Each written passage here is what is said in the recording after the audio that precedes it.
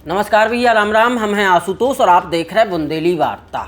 UP विधानसभा चुनाव 2027 को लेकर सियासी गोटे बिछबो शुरू हो गई। बुंदेलखंड में भी बड़े पैमाने पर लोगों की इतने उतने जावे की चर्चाएं चलबो शुरू हो गई हैं। कई दावेदारों के बारे में जो तक बताई जा रही है कि वे अपनी पार्टी से नाखुश हैं और उन्हें ऐसी शंका है कि उनकी पार्टी इस बार भी उन्हें टिकट नहीं दे। इस वजह से वे अलग अलग राजनीतिक दलों के संपर्क में आवो शुरू हो गए और आशंका जताई जा रही है कि वे विधानसभा चुनाव से पहले कौनू न कौनू राजनीतिक दल को दामन थाम लें, अपनी पार्टी को कमज़ोर करें और जौन पार्टी में जाएं वो पार्टी को मजबूत करें। उतने सियासी दलन की तरफ से भी ये प्रयास लगातार जारी हैं। वे फहरिस्त बनवा भी शुरू हो गई हैं कि जो लोग अपने राजनीतिक दल से नाखुश हैं उनको कैसे अपने पाले में ले आओ जाए। लेकिन एते उते की दल बदल की राजनीति से इतर बुंदेलखंड की राजनीति को एक बड़ो चेहरा बादशाह सिंह ने अपने राजनीतिक जीवन से संन्यास ले लो है। उन्हें कह दी है कि वे ऊब गए हैं। उन्हें कह दी है कि अब वे ये गंदी राजनीति को हिस्सा ना होंगे। इस वजह से अब वे राजनीतिक जीवन से संन्यास ले रहे हैं। बादशाह सिंह हमीरपुर महोबा जिला की राजनीति को एक बड़ो चेहरा है। करीब 4 बार के विधायक, कैबिनेट मंत्री रहे हैं। अब बादशाह सिंह ने जैसे ही शनिवार 11 तारीख को अपने राजनीतिक जीवन से संन्यास लेने की घोषणा करी, एक वीडियो जारी करी। लाखों लोगों ने ये वीडियो को देखो, सैकड़ों की संख्या में लोगों ने इस पे प्रतिक्रिया दी। लेकिन बादशाह सिंह ने ऐसा काहे करो, चर्चा ये बात पे भी चल रही। लेकिन बादशाह सिंह को राजनीतिक करियर कैसो का है, 40 साल की बादशाह सिंह की राजनीति कैसी कर रही है, हम आपको बताएं। कैसे बादशाह सिंह ने कांग्रेस से शुरुआत करी, फिर भारतीय जनता, फिर बसपा, फिर भाजपा, फिर कांग्रेस, फिर सपा और अंत में सपा से उन्हें संन्यास ले लो, राजनीतिक जीवन से संन्यास ले। बादशाह सिंह ने अपने जीवन काल में करीब 7 बार विधानसभा को चुनाव लड़ा, 4 बार विधायक भी बने। लेकिन एक ऐसी विधानसभा सीट से विधायक बने जो अब अस्तित्व में नहीं है और शायद अब बादशाह सिंह को राजनीतिक करियर भी अस्तित्व में नहीं है।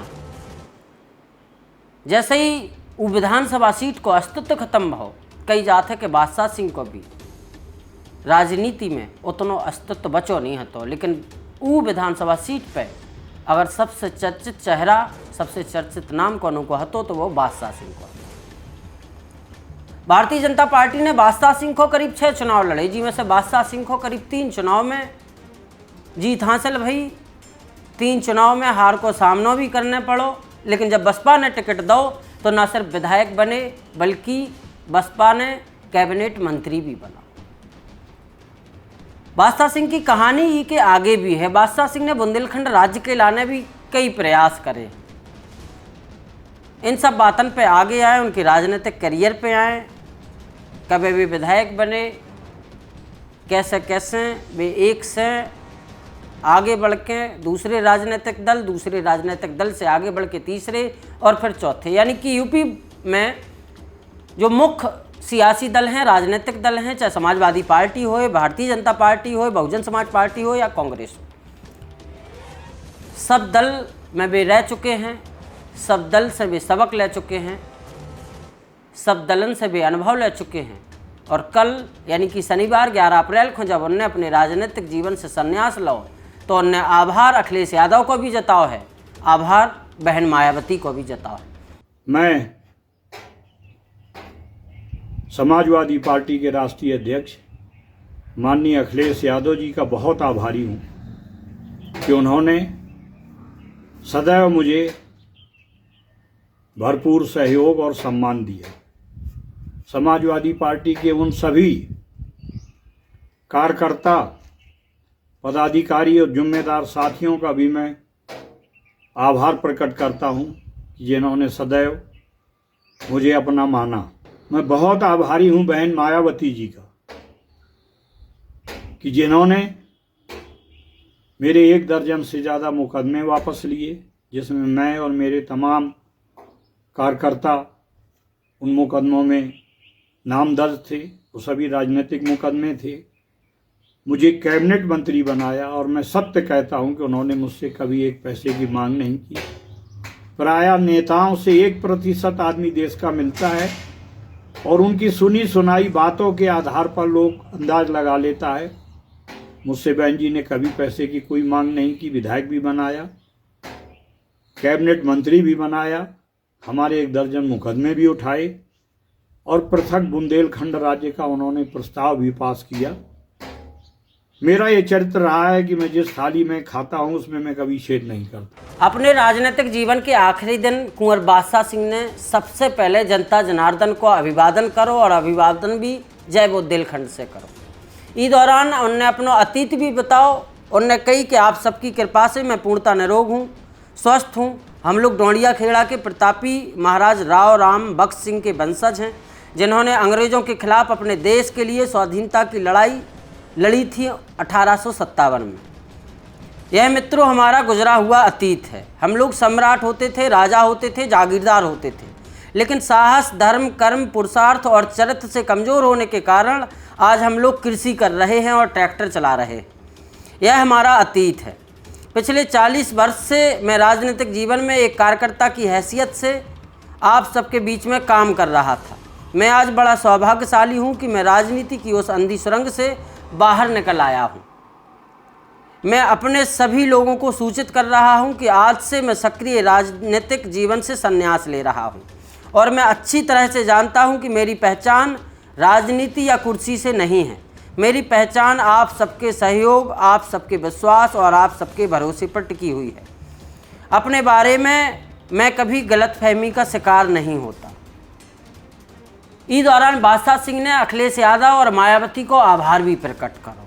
उन्होंने कही कि मैं समाजवादी पार्टी के राष्ट्रीय अध्यक्ष माननीय अखिलेश यादव जी का बहुत आभारी हूँ कि उन्होंने सदैव मुझे भरपूर सहयोग और सम्मान दिया। उन सभी कार्यकर्ताओं और पदाधिकारियों का भी आभार प्रकट करता हूँ जिन्होंने सदैव मुझे अपना माना। मैं सन 1985 में यूथ कांग्रेस का अध्यक्ष बना। आदरणीय बंशीधर भाई साहब की कृपा से मुझे खरेला का यूथ कांग्रेस अध्यक्ष बनाया गया। इसके बाद स्वर्गीय महेंद्र सिंह परिहार जी, राजकुमार गुरुदेव टिल्लू भैया के सहयोग से मैं नगर पंचायत खरेला का चेयरमैन चुना गया। 1991 में पहली बार विधानसभा पहुंचा और 4 बार विधायक रहा। मैं बहन मायावती जी का भी बहुत आभारी हूं, जिन्होंने मेरे 1 दर्जन से ज़्यादा राजनीतिक मुकदमे वापस लिए, मुझे कैबिनेट मंत्री बनाया और मैं सत्य कहता हूं कि उन्होंने मुझसे कभी 1 पैसे की मांग नहीं की। उन्होंने पृथक बुंदेलखंड राज्य का प्रस्ताव भी पास किया। मेरा यह चरित्र रहा है कि मैं जिस थाली में खाता हूं उसमें छेद नहीं करता। कुंवर बादशाह सिंह ने अपने मार्गदर्शक और प्रेरणा स्रोत लोगन को भी याद करो है। उन्होंने कही कि मैं परम पूज्य महंत अवैधनाथ जी, स्वर्गीय विजया राजे सिंधिया जी, स्वर्गीय लालजी टंडन जी, विनय कटियार जी और श्री दिग्विजय सिंह जी का हृदय से आभारी हूँ, जिन्होंने हर परिस्थिति में मेरा साथ दिया और मुझे संरक्षण प्रदान किया। जब मैं श्रम मंत्री था तब मैंने संगठित श्रमिकों के लिए 1% सेवा कर लगाया ताकि सरकारी प्रोजेक्ट्स में के पैसे से मजदूरों के लिए योजनाएं आ सके। झांसी में लेबर कोर्ट खुलवाई और फैक्ट्री मजदूरों का वेतन बढ़वाया। मेरे जीवन में दशहरा कांड, मनवती कांड और मौदहाबाद कांड जैसे विवाद भी आए। मैं राजनीतिक साजिश और दुष्प्रचार का शिकार रहा, लेकिन कभी घबराया नहीं, क्योंकि सत्य की ताकत बहुत होती है। मेरे पिताजी ने मुझे सिखाया था कि गीदड़ एक दूसरे को ही खा जाते हैं, लेकिन स्वाभिमान कभी नहीं छोड़ना चाहिए। हम लोग सूर्यवंशी हैं, हम लोग राणा कुंवर सिंह के वंशज हैं, जिन्होंने 82 साल की उम्र में भी अंग्रेज़ों की तानाशाही के खिलाफ लड़ाई लड़ी थी। राजनीति काजल की कोठरी है, पर मेरा प्रयास हमेशा सार्थक रहा। मैंने कभी माला नहीं पहनी, पत्थर नहीं लगवाए और ना ही कभी खुद का तुलादान कराया। मैं हमेशा आपके बीच रहा। अब समय आ गया है कि जो मदद मैंने आपसे ली है उसे सेवा के रूप में लौटाऊं। आज भारत के लोकतंत्र पर धनपशुओं का ग्रहण लग गया है। आज एक गरीब आदमी चुनाव नहीं लड़ पा रहा है। मैं गरीबों से कहना चाहता हूं कि आप सबको चुनाव लड़ना चाहिए। आप 1 बार हारोगे, 2 बार हारोगे, लेकिन अंत में जीतोगे। मैं अपनी आयु के 63 वर्ष पूरे कर चुका हूँ। जब तक जीवित हूँ सच्चाई और अपने लोगों के हक अधिकार के लिए संघर्ष करता रहूँगा। इन्हीं शब्दों के साथ आप सबका आभार व्यक्त करता हूँ। जय हिंद, जय भारत, जय बुंदेलखंड। और इन्हीं शब्दन के संगे कुंवर बादशाह सिंह ने अपने राजनीतिक जीवन से संन्यास ले लो। कुंवर बादशाह सिंह को राजनीतिक जीवन भी बड़ो उतार चढ़ाव वालो रहो है। उन्हें कई राजनीतिक दलन को दामन थामो, लेकिन सबसे ज़्यादा अगर बात करें कि उन्हें टिकट कौन सी पार्टी ने दो, तो भारतीय जनता पार्टी ने उन्हें सबसे ज़्यादा बार टिकट दो। भारतीय जनता पार्टी ने उन्हें करीब 6 बार विधानसभा को चुनाव लड़ाओ, जिसमें वे 3 बार विधायक रहे। इसके बाद वे बसपा में भी रहे, कांग्रेस में भी रहे। कांग्रेस से तो उनकी शुरुआत ही भई थी, लेकिन अंत राजनीतिक करियर को अंत उनको समाजवादी पार्टी से।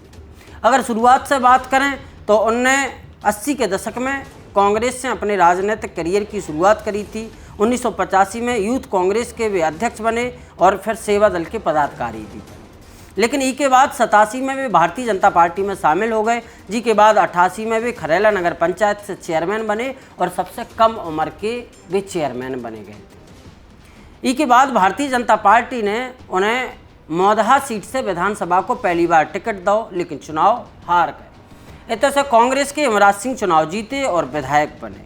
भारतीय जनता पार्टी ने दोबारा उन्हें 1991 में टिकट दो, इस बार वे चुनाव जीते और पहली बार वे विधायक बने, विधानसभा में पहुंचे। लेकिन विधानसभा में पहुंचने के पहले जब वे पहला चुनाव 1989 में हारे, तब उनने बुंदेलखंड इंसाफ सेना बनाई, जो बुंदेलखंड राज्य की लड़ाई लड़बे के लाने काफ़ी मशहूर भी रही, काफ़ी कछु काम भी करे, आंदोलन संघर्ष भी भाव। लेकिन 1991 में विधायक बनने के बाद बुंदेलखंड इंसाफ सेना को काम थोड़ा सो डाउन हो गया, कारवा थोड़ा सो ठहर गया या जाके लोग गति धीमी हो गई। 1993 में भारतीय जनता पार्टी ने उन्हें तीसरी बार टिकट दो, लेकिन वे हार गए। 1996 और 2002 में भारतीय जनता पार्टी ने फिर से बादशाह सिंह पर दाव लगाओ। 2 ही बार बादशाह सिंह चुनाव जीते। बादशाह सिंह अब 3 बार के विधायक बन चुके थे, लेकिन इसके पहले 2007 को विधानसभा चुनाव तो उन्हें विधानसभा चुनाव से पहले भारतीय जनता पार्टी को दामन छोड़ दो और बहुजन समाज पार्टी को दामन थाम लो। 2007 के विधानसभा चुनाव में बहुजन समाज पार्टी ने उन्हें टिकट भी दो, वे चुनाव लड़े, वे चुनाव जीते भी। अब की बार बादशाह सिंह मौदहा सीट से चौथी बार विधायक बन चुके थे। चौथी बार के विधायक हों और बसपा के पहली बार के विधायक हों, यानी कि पहली बार बसपा ने टिकट दो तो इन्हें नई ज्वाइनिंग थी, विधायक बने तो बसपा ने इन्हें कैबिनेट मंत्री भी बनाओ। कैबिनेट मंत्री रत भय इन्हें बुंदेलखंड राज्य के प्रस्ताव को भी मंजूरी दवाई कही जाते। बसपा सरकार में जो प्रस्ताव आओ तो उनमें इनको अहम रोल मानो जाते। लेकिन ई के बाद 2012 के चुनाव में उन्हें भारतीय जनता पार्टी में फिर से वापसी करी, लेकिन 2012 के चुनाव में मौदहा सीट को अस्तित्व खत्म हो गया, तो पुनर्गठन में मौदहा सीट चली गई थी और इको विलय को अधिकांश हिस्सा महोबा सीट में चलो। 2012 में भारतीय जनता पार्टी में घर वापसी करने के बाद भाजपा ने फिर से कुंवर बादशाह सिंह पर दाव लगाओ, लेकिन अब की बार भारतीय जनता पार्टी से कुंवर बादशाह सिंह को फिर से हार को सामना करने पड़ो। फिर से कुंवर बादशाह सिंह चुनाव हार गए।